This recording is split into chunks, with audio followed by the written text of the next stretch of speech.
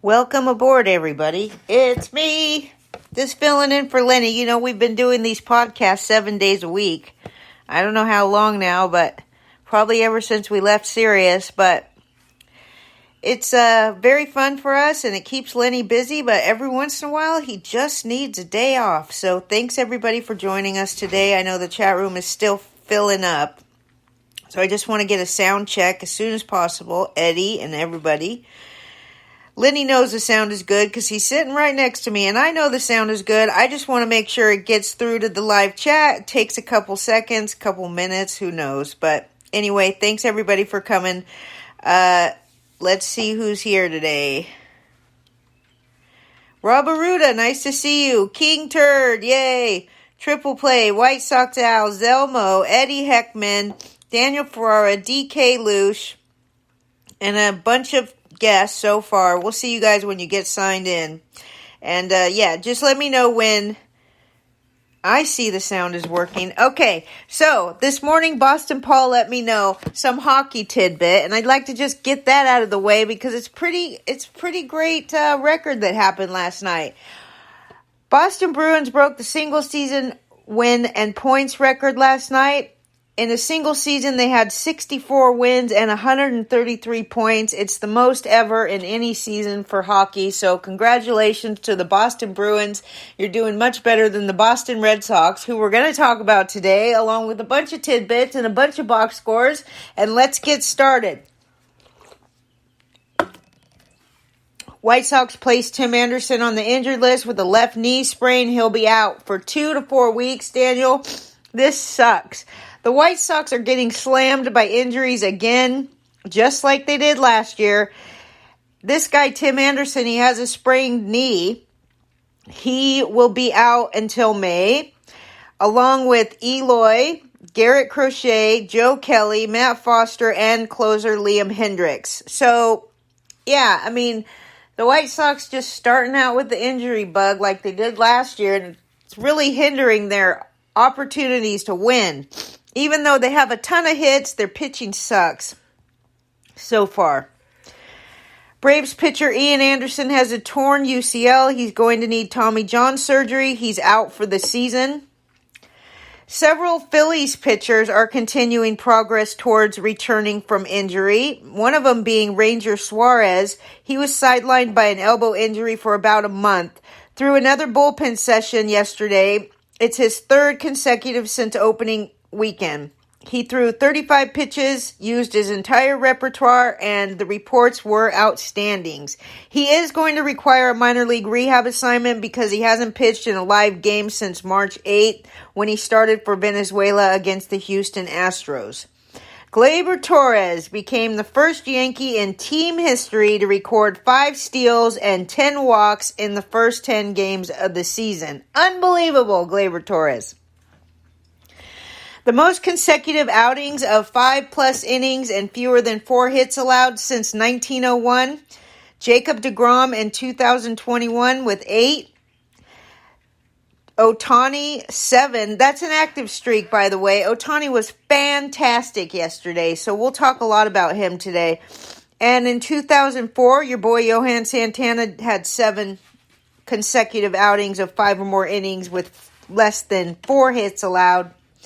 Ohtani is actually, not only is he accomplishing this feat, but he, over those 7 games, his active streak, by the way, so he just needs one more to tie Jacob deGrom, and during those 7 consecutive outings, active streak, he's batting .304 in 101 plate appearances. Also, with Ohtani, here's another fact. The lowest ERA in the first 3 starts of a season in Angels history. In 2022, Patrick Sandoval, first 3 starts, 0 ERA. 1989, Kirk McCaskill, .44 ERA. 2023, Ohtani, first 3 starts, .47 ERA, and in those 3 starts, he's batting .300 with a .404 on-base percentage, 3 home runs in 47 plate appearances. So, there you go. Ohtani starting the season the same way he ended last season, or just basically how he pitched all season and hit all season. So anybody that thought Ohtani could have a down year. It's not looking that way. The Rays, of course, are on top of everybody's tidbit fact list right now. Hold on, let me have a coffee. No coffee. I need a sip. The Rays have trailed at the end of just 5 of 99 innings so far this season. They're the third team all time to trail at the end of 5 or fewer of their first 99 innings of a season, dating all the way back to 1884. So far this season, the Rays have not allowed more than 1 run in any of its 63 innings pitched at home. That is the most innings at home to start a season without allowing multiple runs since 1919 Cincinnati Reds. Last year, the Tampa Bay Rays went 86-76 with a plus 52 run differential. So far, the Rays in 2023 have a plus 57 run differential. They have pummeled the opposition by a combined score of 83-20 during their 11-game win streak. I mean, like I said, the Rays present a million different great numbers for the season. Here's 3 more. They've hit the most home runs of any team, 25. Their hitters have the lowest strikeout percentage of any team, 17%. And they've only allowed 18 runs. That's up to 20 now, by the way. The Brewers bullpen has faced the Milwaukee Brewers bullpen has faced the 4th fewest batters in the majors this season, and by far, they have the best bullpen ERA in baseball. Lenny's boy Luis Robert hit a home run off of Johan Duran, and before that happened, Duran had faced 55 batters with his when his team was up by 1 run without allowing an extra base hit. So far in 2023, games of 10 or more strikeouts, all of MLB. Starting pitchers. Dylan Cease, 10 or more strikeouts on March 30th, and Lance Lynn, April 11th. Yesterday marked the first time there was a cycle and a 9-game Yesterday marked the first time there was a cycle and a 9 RBI game on the same day in MLB since 1936. Luis Arias hit for the cycle and Ryan Mountcastle 9 RBIs yesterday. Adley Rutschman just produced the 30th multi-hit game in his 124th career game. Hall of Fame Derek Jeter, one of only 4 players with 1,000 career multi-hit games since 1914, had 33 multi-hit games in his first 124 games. So Adley Rutschman looking kind of like Derek Jeter at this point. Miguel Vargas reclaimed a tie for MLB lead with his 12th walk. The Dodgers lead the majors with 61 walks. Vargas and James Outman, both rookies, have 20 of their 61 walks. The Mariners are the first team to have a 7-run lead by the second inning and trail by the end of the third since 2001.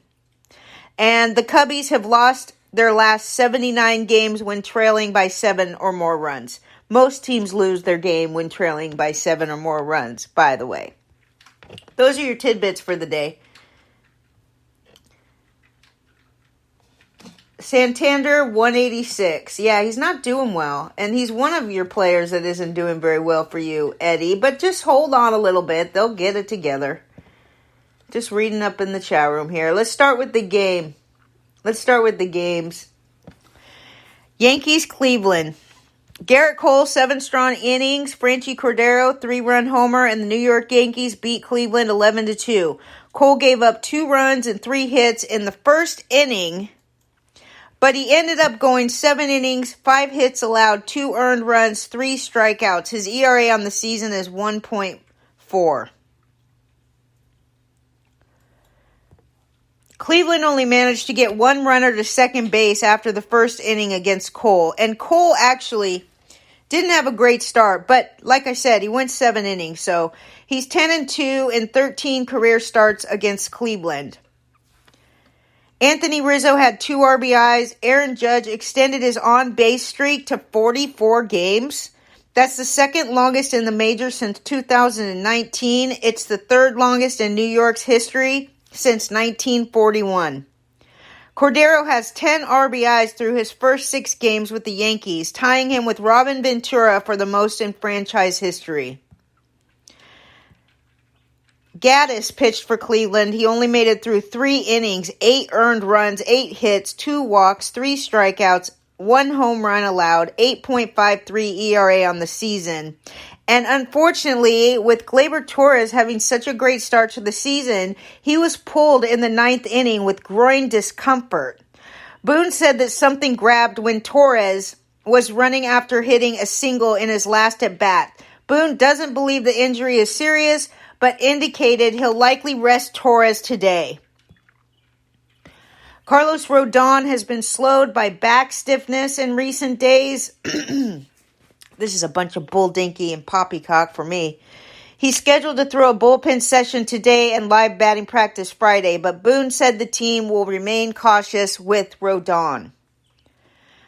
Up tonight, Clark Schmidt for the Yankees against rookie right-handed pitcher Peyton Battenfield, who will make his major league debut after being called up to replace Aaron Savale. The A's in Baltimore, here you go, Eddie.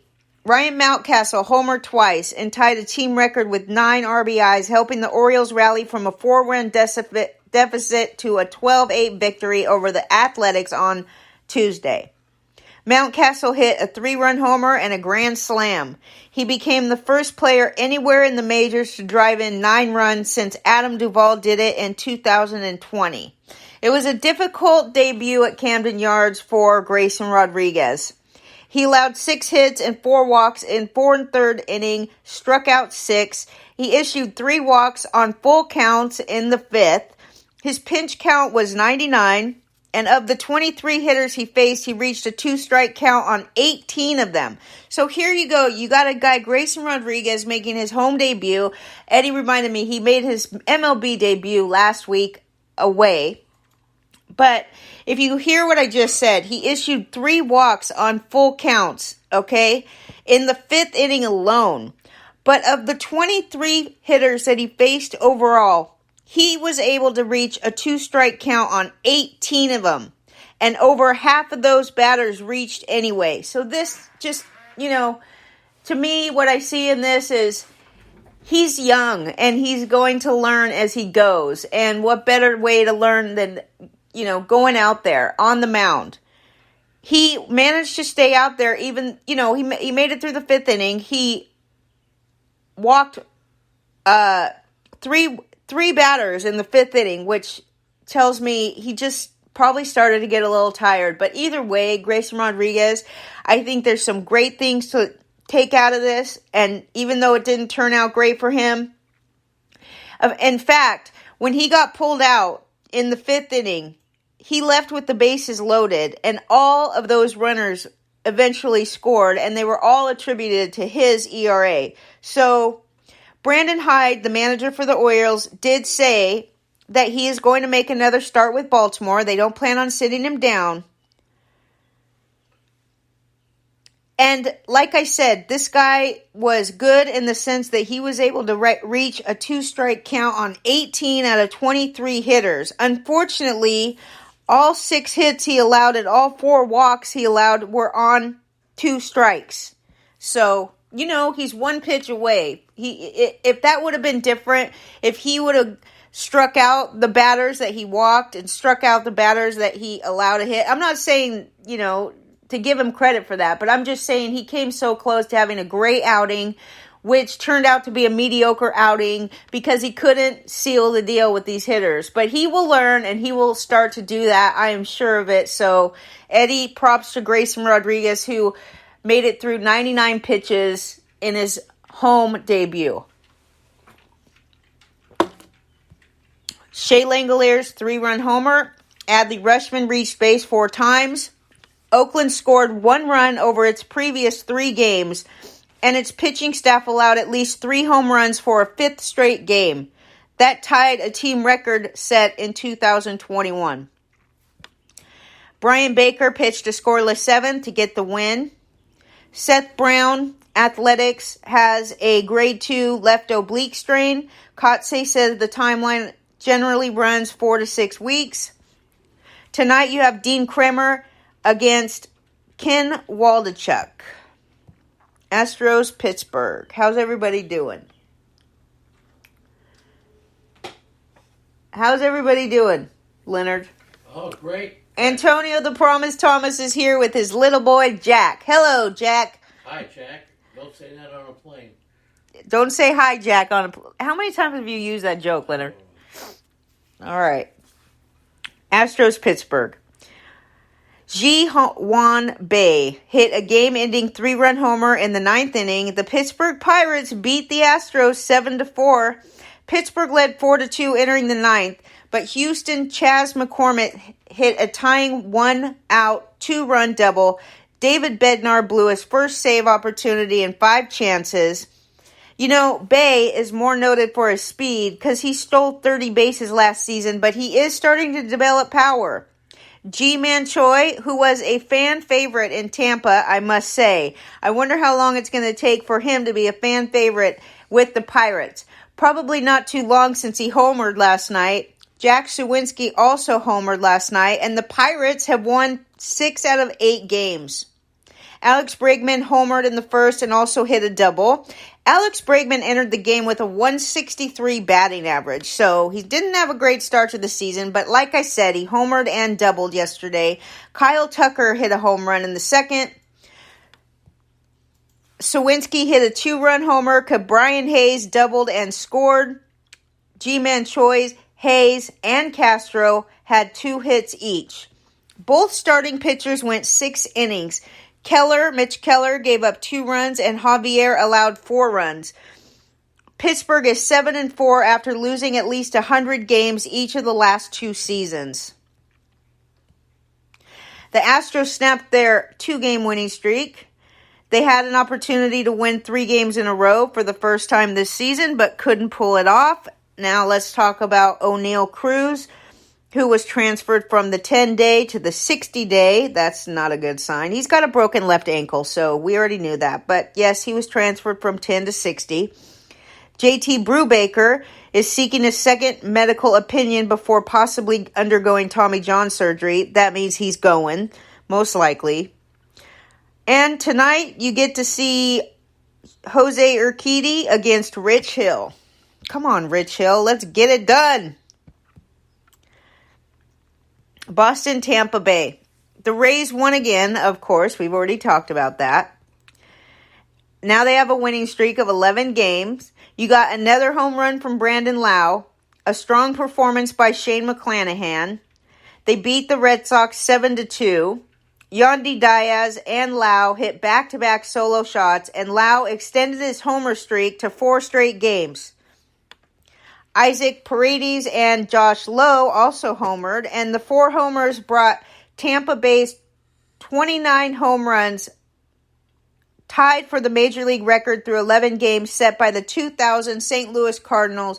It was the Rays' third 4-homer game of the season. Tampa Bay's win streak is 1 game short of the franchise record, which was set in 2004, and the Rays will become one of only 4 teams since 1901 to win the first 11 games of the season.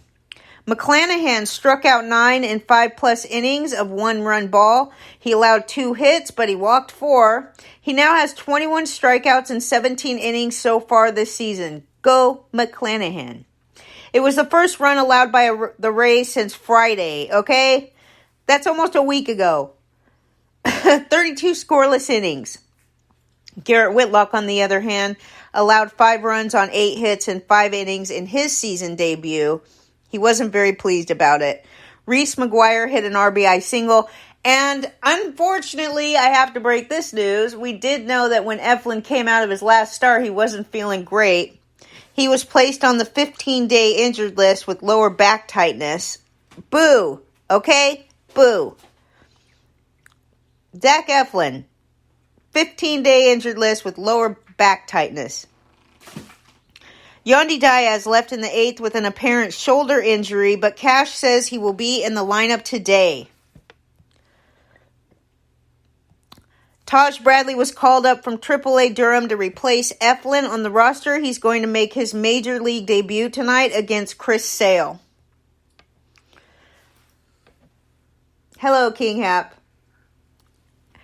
Marlins Phillies. Luis Arias became the first Marlins player to hit for the cycle, going 4 for 5 with the home run, 2 runs scored, and 2 RBI. Marlins beat Philly 8-4. Entering yesterday, the Marlins were the only active Major League team to not have a cycle in their history. Their history goes back to 1992. The Marlins have been around for 30 years. 548 different hitters had come to the plate wearing their uniform before last night. They've combined for 0 cycles. Luis Arias has been a Marlin for 12 games. You know, Boston Paul said he's pretty upset he had Arias on his bench. Arias won the American League batting title with a .316 average as a member of the Twins last year before he was traded to the Marlins on January 20th. Right now he's 22 for 41, batting .537 in 12 games to start the season. That's the highest batting average for any player through the first 12 games of a season since 2000. And that's saying something, okay? Let me just reiterate that. That is saying something. That's the highest batting average for any player through the first 12 games of a season since 2000. And all you see is every year the batting average going down, down, down, okay? The league-wide batting average is down to like 240 or something, okay? So, when I first started playing fantasy baseball, the league-wide batting average was like 270. 280. It was high. It was not close to what it is now. So that's being that Arias still has the best batting average for the first 12 games of a season since 2000. That's saying a lot. John Birdie is hitting homers. Okay, yes, he's a lanky thing, Leonard. He's lanky. Anyways, he homered and added an RBI single. The Marlins entered the game last night with the lowest run total in the National League at 30 through the first 11 games. The 8 runs last night were a season high. They also had 14 hits, which was a season high. Luzardo he's 2-0 now, by the way, went 6 innings, allowing 3 runs on 8 hits. Jazz Chisholm, Yuli Gurriel, and Gene Segura all had 2 hits. Nola is 0-2 now, people. What a disappointment he is being right now. 4 earned runs and 9 hits in 5 2/3 innings. His ERA in his first 3 starts this season is 7.04. Kyle Schwarber homered. Bryson Stott went 2 for 4 with 2 RBIs to extend his season-opening hitting streak to 11 games. Castellanos and Josh Harrison also had multi-hit games. And Bryce Harper was in the batting cage hitting balls onto the second deck. He also took ground balls to practice fielding at first base and did some modified sliding drills around the bag. Sliding is the biggest concern about Harper's reconstructed right elbow. He is expected to see the doctor who performed his Tommy John surgery back in November in early May. He's in Los Angeles. That doctor will be the one who gives a full clearance for Harper to ramp up baseball activities with a potential goal of a return to the lineup by the end of May. What a great addition he will be if you took a chance on Harper in your draft. Well, I was tempted a lot of times, but he always seemed to be gone by the time I got around to it. So to those of you who did take a chance on Harper, I wish you nothing but the best. Harper is one of the best players in baseball, and I still believe he hasn't reached his complete career season yet. He will. He works hard worker, very hard worker. Bryce Harper hustles everywhere he goes. So he's hustling through this rehab, and we will see how it works out. All right.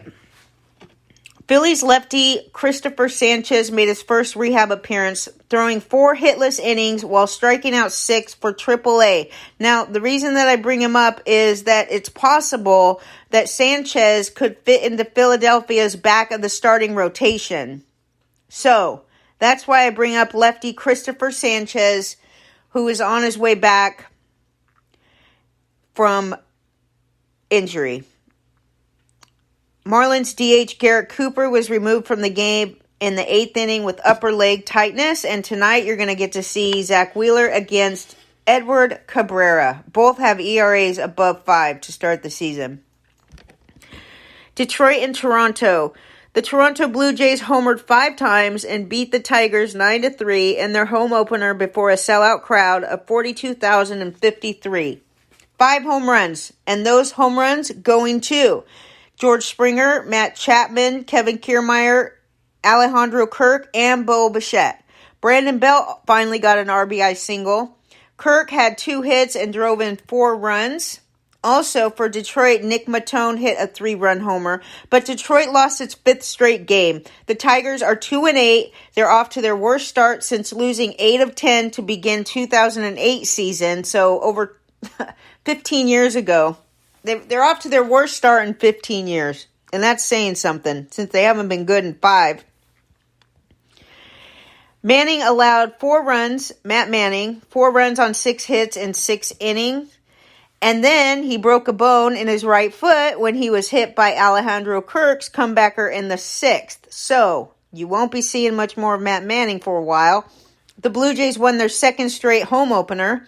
Manoah allowed 3 runs and 4 hits in 4 1/3 innings. He walked 5.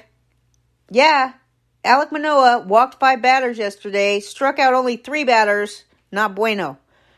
Detroit fell to 0-3 this year in home openers. This is so sucky for them.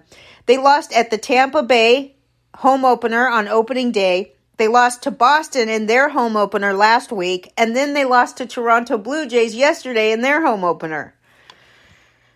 That's pretty disappointing. Anyway, that sucks. The schedule sucks for them. They deserve to have a home opener of their own, okay? Blue Jays, Kevin Gausman goes up tonight against Eduardo Rodriguez. Kevin Gausman has yet to allow an earned run over 12 innings so far. He's got a 0 ERA, clearly. Eduardo Rodriguez, on the other hand, is 0-2 with a 6.30 ERA. He was doing great this spring, you know? And that, I guarantee, convinced a lot of people to draft Eduardo Rodriguez because of how good his spring one was. And what does he do? He turns around, he starts the season off with a 6.3 ERA. San Diego against the Mets. Ryan Weathers got his first big league win in 2 years, allowing 1 run over 5 innings to help San Diego beat the New York Mets 4-2. Ryan Weathers' dad was a big league pitcher from 1991 to 2009. He watched from a second row seat near the dugout. Weathers ramped his velocity up to 96 miles per hour yesterday, held the Mets to 3 hits in 5 innings. 1 run.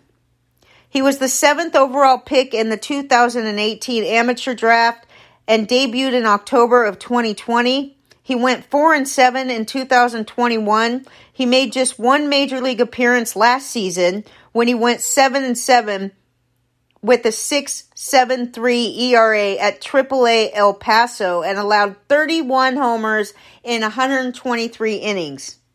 His win over the Mets yesterday was his first in the majors since beating Washington in July of 2021. Here you go. Manny Machado hit a go-ahead 2-run double. Xander Bogaerts hit a 2-run homer. Josh Hader gave up Tommy Pham's RBI single in the 9th and then completed a 5-hitter for his 4th save. Joe Musgrove played catch, and the Padres plan to bring him, the Padres plan to decide today when Joe Musgrove's next rehab start will be. It's going to possibly be Friday. His rehab was slowed when he had a cortisone shot in his pitching shoulder after falling while fielding. Why is he fielding? Why is this guy fielding? I don't know. All right, Justin Verlander update. He's going to head to Port St. Lucie Training Complex when the team leaves Wednesday for a West Coast trip. Go, Justin Verlander. Sounds like much better situation than I got with Carlos Rodon, who I have both of those 2 pitchers on the same team. Up next, here you go, Mal Pal. Is Mal Pal here? Anyway, Malpel and I were talking about Blake Snell and Tyler McGill yesterday, so it's very much a coincidence that they're facing each other today. Lefty Blake Snell has a 7.88 ERA so far. He's 0-1 against Tyler McGill, who's 2-0 with a 1.64 ERA. Don't get too crazy on McGill, okay? He has streaks, and last year or the year before, he had a great streak too. And this guy blows up. When he blows up serious. So let's not get too crazy, especially since the Mets have a pretty stacked rotation when all of their pitchers are healthy. Reds and Braves.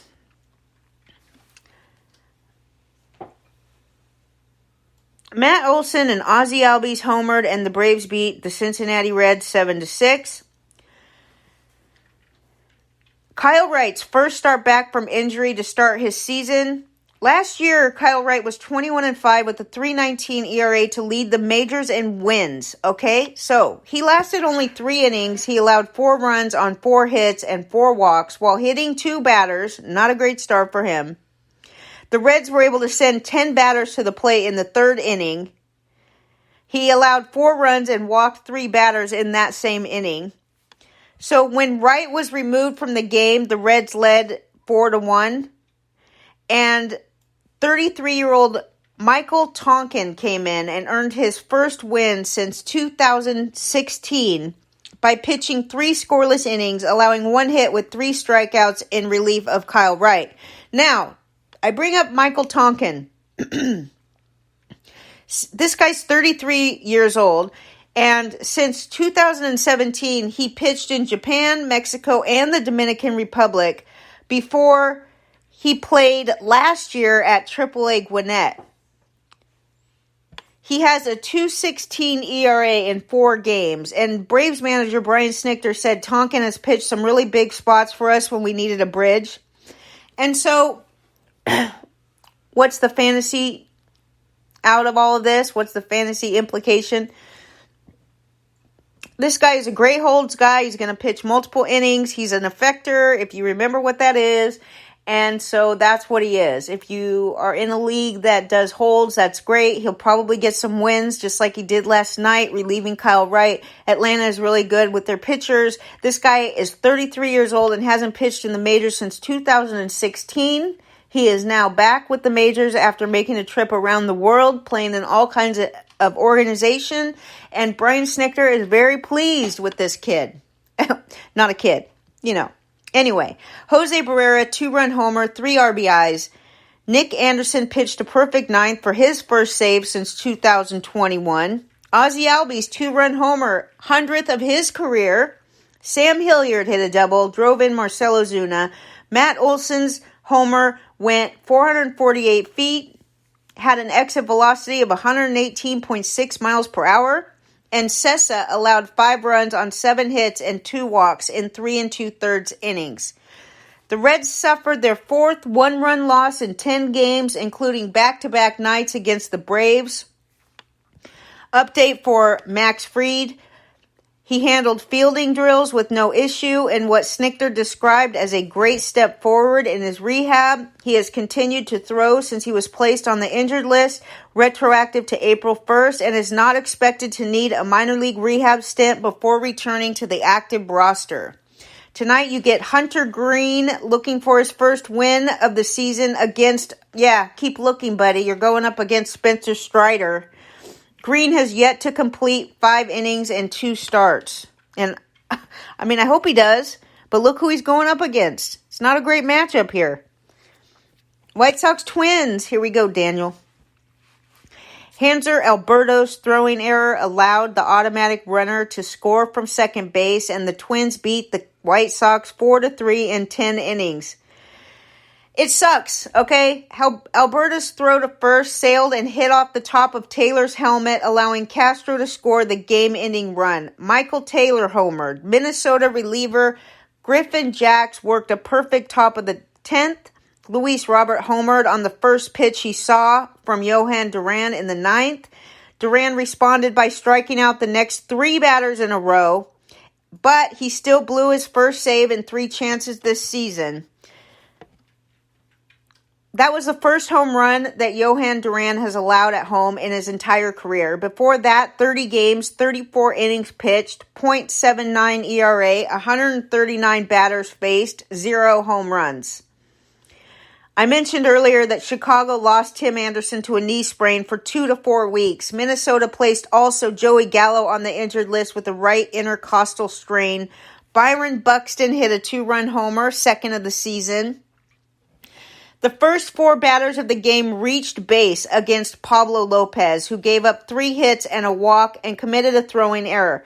Lopez was good from there. He retired the final 23 batters that he faced. He made it through 7 2/3 innings, giving up 2 runs and striking out 10.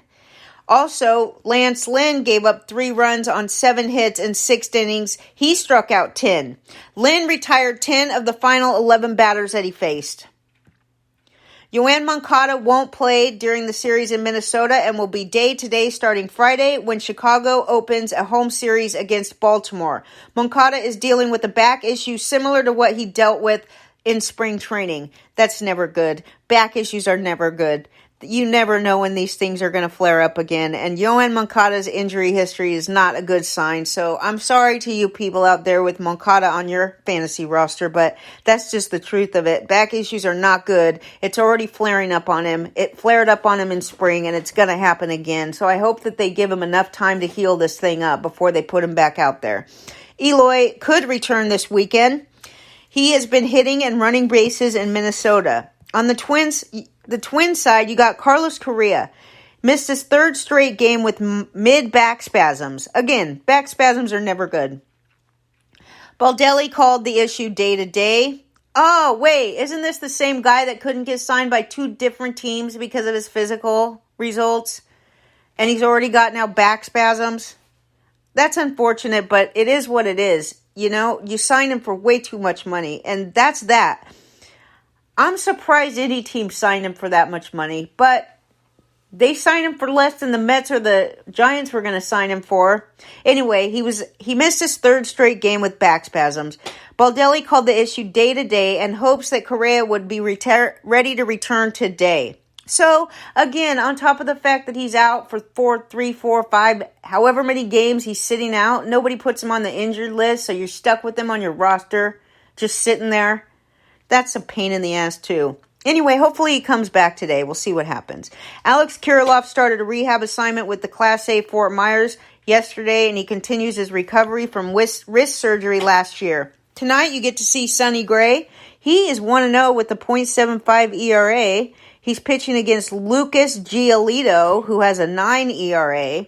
Gray has allowed 1 run in 12 innings this season and struck out a career-high 13 in his last start, while Giolito allowed a career-high 12 hits and 7 runs in his last start at Pittsburgh. It seems like such an easy DFS pick, right? If you're going to pick one of these guys, doesn't it seem like just a given? Sonny Gray is going to beat Giolito, right? I mean, look at what they've done so far. That is not the case. In fact, I would highly recommend staying away from this matchup because Giolito could come out and do magic. Sonny Gray could come out and get shelled. This matchup is a dangerous DFS pick, which looks like such an easy pick. It's not. Don't fall for it. Mariners and Cubbies. Nelson Velasquez hit his first career grand slam in Chicago's 8-run 3rd inning, and the Cubbies beat Seattle 14-9. The Cubbies won for the 5th time in 6 games. Dansby Swanson went 4 for 4. That's his 5th career 4-hit game. Dansby Swanson is starting his career off with a bang. You gotta love it. But don't forget this. He departed in the 6th inning with tightness on his left side. That's an oblique. That's not good. He's batting .400. He's 16 for 40 in his first 10 games with his new team. But again, big red flag here. Departed in the 6th with tightness on his left side. I hope he comes back today. You just don't know. Trey Mancini homered and had 3 RBIs. Nico Horner had 2 hits and drove in 2 runs. Velasquez had 3 hits and scored 3 times. That was his first start since he was recalled from AAA Iowa on Monday. So that's great. Eric Hosmer added an RBI single. Eugenio Suarez homered and drove in 3 runs. Jared Kelenic homered, and Ty France, who I love, finished with 3 hits and 2 RBIs. But Seattle lost their 3rd consecutive game. The Mariners made the most of errors by Dansby, Swanson, and Mancini. So Swanson and Mancini both erred yesterday, but I will tell you this. I didn't put it in my notes, but Dansby Swanson has not committed many errors in his career. He's one of the best shortstops in baseball when it comes to committing errors. So that was a fluke, hopefully, but maybe it's because he's got a sore side. I don't know. Anyways, the Mariners scored 5 unearned runs on their way to a 7-0 lead, but the Cubbies responded in the 3rd, sending 13 batters to the plate. Chris Flexen, Lenny's love bug, is 0-2. He made his 2nd start in place of Robbie Ray and was tagged for 10 hits and 2 walks. Chicago starter Hayden Wesneski recorded just 4 outs. He was charged with 7 runs, 2 earned, and 5 hits. Michael Rucker got the win, 2 2/3, 1-run ball. Ray, like I said, he's getting through upper body workouts, but not yet throwing. Dylan Moore, shortstop for Seattle, probably will be sent on a rehab assignment to AAA Tacoma next week. Seiya Suzuki for the Cubbies and Brendan Hughes, they both continued their rehab assignments with AAA Iowa. Jed Hoyer expects Suzuki to rejoin the Cubs on their upcoming 6-day West Coast trip. It starts on Friday. You should be lucky enough to get Seiya Suzuki in your active roster starting next week. Or Friday if you have daily moves. Kyle Hendricks is set to throw 2 innings of live batting practice today. And tonight you get to see Logan Gilbert against Marcus Stroman. How's everybody doing?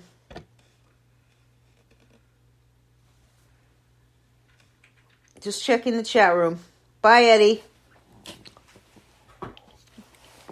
Or bye, Tom Johnson. Not sure who's leaving. Jonah Heim hit a 3-run shot in the 10th inning for the Rangers in their 8-5 win over the Kansas City Royals. Jonah Heim, 403 feet home run, drove in 3 off Scott Barlow. Not a good sign for Scott Barlow when he's got Aroldis Chapman right on his heels, right? Corey Seager is batting .359 after going 2 for 2 with a walk against the Royals. It was the 5th game in a row for Seager to have an extra base hit. He's hurt too. After touching second base, he bent down and then almost immediately started going backward to the dugout even before a team trainer got all the way out to check on him. He left the game in the middle of the 5th inning with left hamstring tightness. Michael Massey had a sac fly for the Royals in the 10th after they had scored single runs in the 8th and 9th to force extra innings. Cole Reagans retired the only 2 batters he faced. DeGrom ended up with a no decision. The 9 Ks pushed his season total to 27 strikeouts so far this season. Not surprising from DeGrom. He set a new mark for the Rangers pitcher in his first 3 appearances. That had been Nolan Ryan's. Nolan Ryan had 26 Ks in his first 3 appearances after he joined the Rangers, and Jacob deGrom just beat that record with 27 strikeouts in his first 3 outings since joining the Rangers. And the night before that, another Nolan Ryan record was broken by Andrew Heaney. Andrew Heaney had 9 consecutive strikeouts to tie an American League record and surpass Nolan Ryan's single-game club record of 7 in a row in 1991. DeGrom left the game with a 4-2 lead in his 3rd start for Texas, didn't have a walk, threw 68 of 98 pitches for strikes over 7 innings. Excellent. Good news for Leody Taveras. He was 2 for 4 with a grand slam, if you could imagine a grand slam coming from Leody Taveras. In his rehab assignment at AAA Round Rock, he was just recently moved from AA to AAA. He is on his way back to the Rangers lineup. He dropped so far in ADP when he was hurt. Nobody knew if he would start the season on the injured list. But that's when you really got to say to yourself, how far am I going to let this guy drop? I mean, I know stolen bases are a dime a dozen this year, but how far am I going to let Leody Taveras drop? He actually didn't even get drafted in some of my leagues because of his injury. And I say he's coming back, and he's going to be back before you know it. So he might be one of the best free agent pickups of the season. And again, I'm not saying Leody Taveras is a great, excellent, number one fantasy guy, but he will help your team because he will steal some bases guaranteed. All right, tonight you get to see Brad Keller against Nathan Eovaldi. Brad Keller has the longest active streak of consecutive starts getting a decision, even though he only went 6-11 over 17 starts since May 21st. And Eovaldi will make his third start for Texas. St. Louis and Colorado. Nolan Gorman hit a tie-breaking solo homer in the ninth, and the Cardinals beat the Colorado Rockies 9-6. It was Nolan Gorman's third homer of the season. Tommy Edman and Juan Yepez also homered, and Nolan Arenado hit a 3-run double. Jordan Walker extended his hitting streak to 11 games. Giovanni Gallegos pitched 1 1/3 innings, got the win. Ryan Helsley earned his second save. Elias Diaz, C.J. Cron, and Ryan McMahon homered for Colorado. McMahon also committed a costly error. The Cardinals scored 4 unearned runs in the 7th because of McMahon's error when he booted Edman's 2-out grounder to second and loaded the bases. Edman homered in the first, snapping a 13-inning scoreless streak to start the season by Colorado starter Kyle Freeland, and Yepez went deep, leading off the third. Kyle Freeland ended up going 6 innings, 2 earned runs, walked 2, struck out 5, and still, he allowed 2 home runs, and he still has a .96 ERA on the season. Miles Mikolas, another horrible outing, 6 earned runs in 5 innings on 10 hits, 3 strikeouts, and 2 walks. Also allowed 3 freaking home runs yesterday, okay? Cardinals outfielder Lars Nootbaar took swings in the batting cage, and manager Oliver Marmol said that he is encouraged by the progress. Nootbaar was already eligible to come off the injured list on Monday. Also, for the Rockies, German Marquez said an MRI showed that he has a strained muscle in his right forearm. He expects to go on the injured list. Daniel Bard pitched to batters on the field in a pregame session that marked his first time facing hitters since opening the season on the injured list due to anxiety. There's still no timetable for his return. Tonight you get to see Jack Flaherty against Jose Urena. Clearly, Jack Flaherty is actually pretty good. He's set to make his first career appearance at Coors Field, though. He's got a 1.80 ERA on the season. Let's talk about Ohtani. Ohtani had one of the best pitching starts of the modern era, allowing only 1 hit in 7 innings. Los Angeles Angels beat the Nationals 2-0. Ohtani walked 4, but I'm going to allow him to skate on that because he struck out 6. He's allowed only 1 run in his first 3 starts and has a .47 ERA. You know, like, your biggest job as a pitcher is to keep the runners off the base paths in order to keep the runners from scoring, because keeping runners off the base paths will keep them from scoring. When you walk batters, you allow runners on the base path. It doesn't bother Ohtani. It might hurt his whip a little bit, but honestly, none of these runners are scoring because he has a way of, I wonder what his strand rate is. I wonder what his left on base percentage is for Ohtani, because he walked 4 batters. He struck out 6. He's got a .47 ERA. He's the 14th major league pitcher since 1901 to pitch at least 19 innings through his first 3 starts, allow 1 earned run or fewer, and strike out at least 6 in each outing. He set an Angels record with his 10th straight starts of allowing 2 or fewer runs. Now, manager Phil Nevin did say that Ohtani won't be in the lineup as the DH this afternoon. He would be available to pinch hit. So, when you hear of a player, he's not going to be in the lineup, and you say to yourself, well, maybe I should replace him since he's not in the lineup today. But Ohtani has just as good of a chance of hitting a home run as a pinch hitter than any batter in baseball, probably. Anyway, Ohtani's next start is coming on Monday morning against the Red Sox. And that means Monday morning, you have to get your lineup set early on Monday Don't forget. Games usually start at 7. They're starting on Monday morning this coming week. The Nationals came into the game leading the National League with 103 hits, if you can imagine that. Let me repeat. The Nationals came into the game leading the National League with 103 hits. They were held to 1 hit for the first time since July 2020. Carlos Estevez earned his first save, sitting on my bench, of course. C.J. Abrams was the only one to get a hit. He had a 2-out double. Taylor Ward and Mike Trout were each hit by pitches by Josiah Gray, who is now 0-3. Logan O'Hoppe connected on Gray's cutter for a solo shot. Josiah Gray went 5 2/3, allowed 2 runs on 4 hits. Now, for injury updates for the Nationals, Jeter Downs was called up from AAA Rochester. And for the Angels, you have Rendon back in the lineup after missing Monday's game due to a shoulder soreness after getting hit by a pitch on Sunday. Got hit by a pitch on Sunday, and I just wondered, that was his second game back from being suspended for 4 games for getting into a fight with a fan. This guy is so fragile anyway, Anyway, tonight you get to see Mackenzie Gore, who was excellent last time out. My first comment to that is, well, he doesn't get much run support in Washington. Well, he might not get that much run support in Washington, but they were held last night to 1 hit for the first time since 2020, so they do get some run support. They get hit support at least. I don't know about run support, but they get hit support.